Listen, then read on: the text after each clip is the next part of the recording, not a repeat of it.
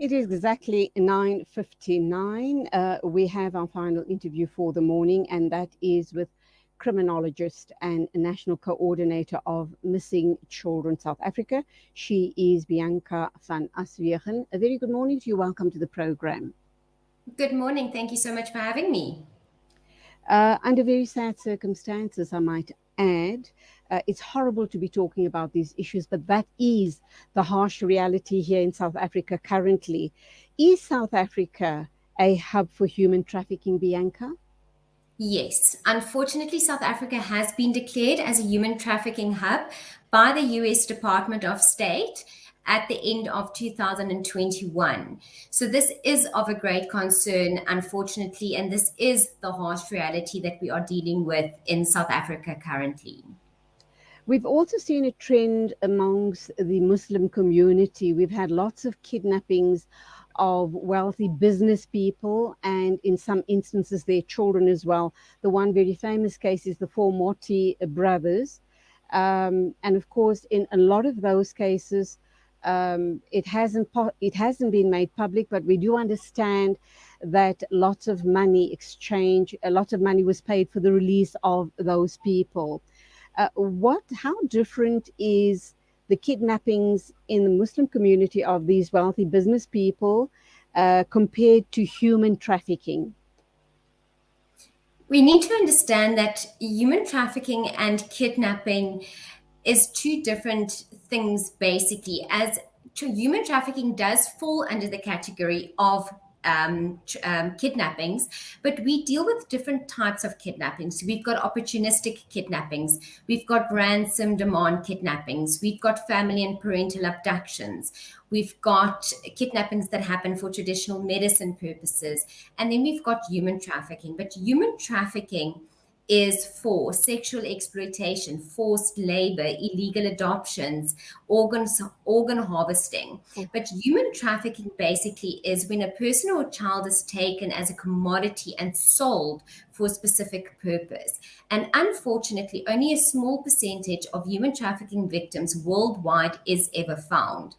Where kidnappings happening currently is more personally, personal towards, say, for the opportunistic kidnappings, the kidnappings for ransom that are happening in our country.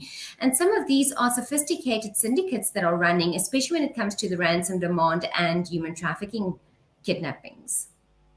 So we also understand that an 8-year-old little girl has been kidnapped a few days ago in the Western Cape. She, of course, is Abira Dekta. I think that's how we say her name. 8 years old. Abira Dekta was taken from a lift club in Gatesville in Cape Town. And further reports have suggested that she doesn't come from a wealthy family.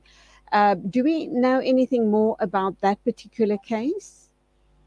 Unfortunately, we cannot comment on the case currently as it's still under investigation, but our thoughts are with the family and we really hope that she is found safely soon. Bianca, this is a very I mean, it's amazing what you do as a criminologist, and you heading up this organization. But it must be very traumatic for you as well. Day after day after day, you're dealing with kidnappings. How do you deal with it, and how is it? How do you help the family through this very, very traumatic time?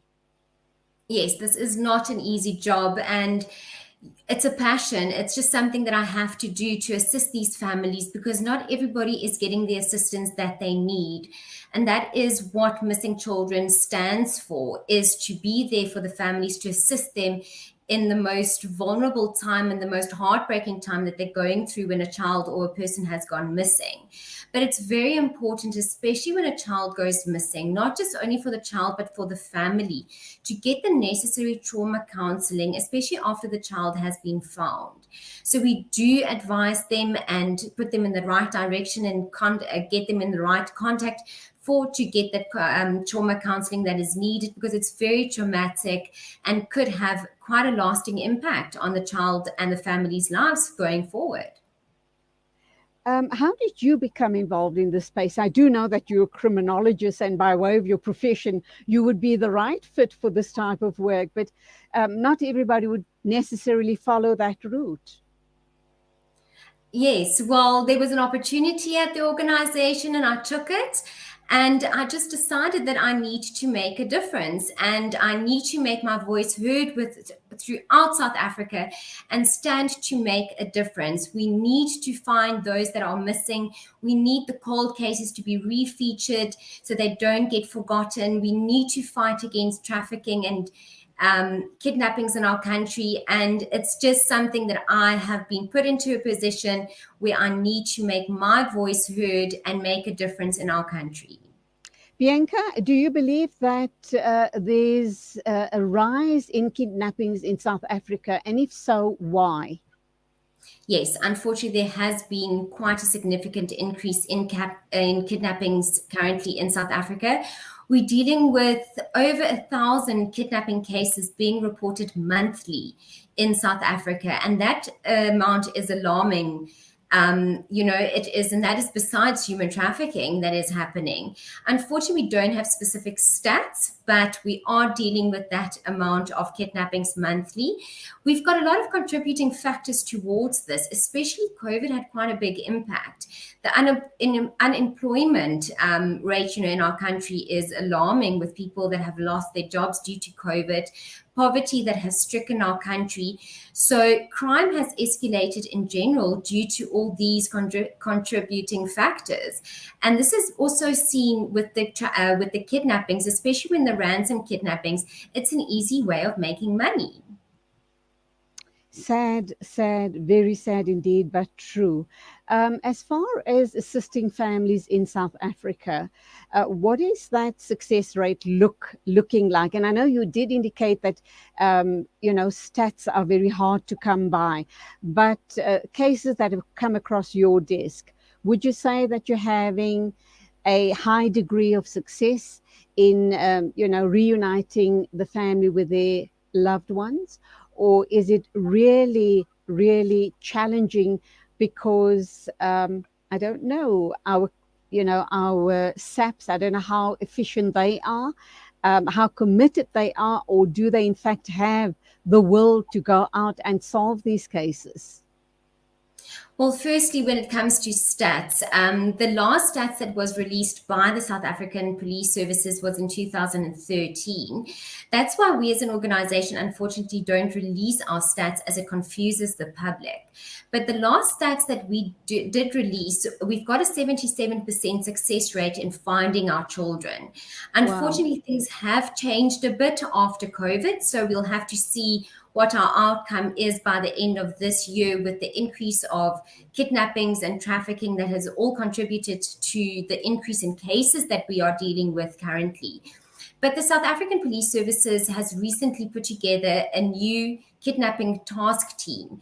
And we're really hoping that this is going to make an impact to combat the kidnappings that are happening in our country. But we as an organization, all the other departments, government, SAPs, the collaboration needs to be stronger. Everybody needs to communicate better to bring everybody together to fight this problem in South Africa. Bianca, please God, it doesn't happen to people listening to us and watching us this morning. But should you find yourself in a situation where your loved one has been kidnapped, what is the first port of call? How do you go about trying to get the necessary help and action in place? Because in a situation like this, you tend to freeze. You don't know what to do, and you do all the wrong things. Definitely.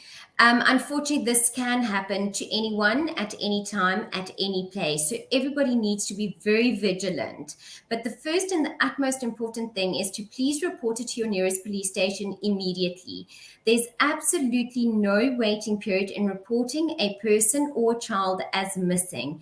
It needs to be reported immediately so action can be taken. Please contact us at Missing Children South Africa as soon as the case has been opened so we can start assisting. The first 24 hours to 48 hours is absolutely crucial when a child has gone missing because within that time lapse, the child, if should they have fallen victim to trafficking, could be anywhere in the world by then. So it is very important to please report it immediately. It's a SAPS 55 missing persons case that needs to be opened. Please contact us so action can be taken and we can try and find the child as soon and as safely as possible. Do you suspect that it's going to be on the rise now with the festive season around the corner? Yes, festive season is always very busy, and I mean our malls are crazy over that period of time, especially down in our beaches. So we do ask parents and guardians to please be more vigilant over this coming festive season.